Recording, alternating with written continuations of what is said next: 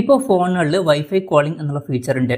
ഇപ്പം range കുറവാണെന്നുണ്ടെങ്കിൽ wifi ആയിട്ട് connect ചെയ്തിട്ടുണ്ടെങ്കിൽ പലപ്പോഴും വൈഫൈ ആയിട്ട് കണക്ട് ചെയ്തിട്ട് നമുക്ക് കുറച്ചും കൂടി ബെറ്റർ ആയിട്ടുള്ള കോൾ ക്വാളിറ്റിയും കാര്യങ്ങളൊക്കെ ലഭിക്കുന്നതായിരിക്കും.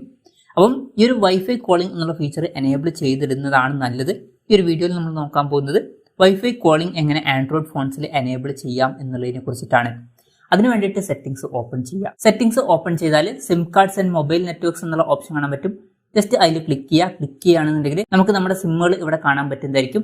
ഇനി എന്തെങ്കിലും സെറ്റിംഗ്സിൽ ഡൗട്ട് ഉണ്ടെന്നുണ്ടെങ്കിൽ ഇവിടെ മുകളിൽ സെർച്ച് സെറ്റിംഗ്സ് എന്നുള്ള ഓപ്ഷനിൽ സിം എന്നുള്ളത് സെർച്ച് ചെയ്താൽ മതി.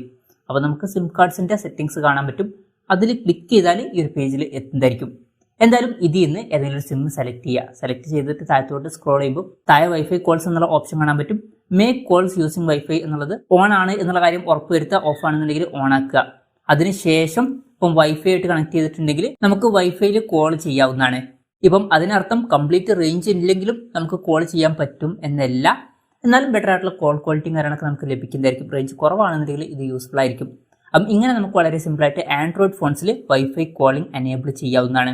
ഈ ഒരു വീഡിയോ നിങ്ങൾക്ക് യൂസ്ഫുൾ ആയി എന്ന് വിചാരിക്കുന്നു. എന്തായാലും ഈ ഒരു വീഡിയോ പറ്റിയിട്ടുള്ള നിങ്ങളുടെ ജെന്യുവൻ ആയിട്ടുള്ള അഭിപ്രായം ജസ്റ്റ് ഒന്ന് കമന്റ് ചെയ്യുക. അതുപോലെ തന്നെ ഇതുപോലുള്ള വീഡിയോസ് ഇനി കാണാൻ താല്പര്യമുണ്ടെന്നുണ്ടെങ്കിൽ ഈ ചാനൽ സബ്സ്ക്രൈബ് ചെയ്യാവുന്നതാണ്.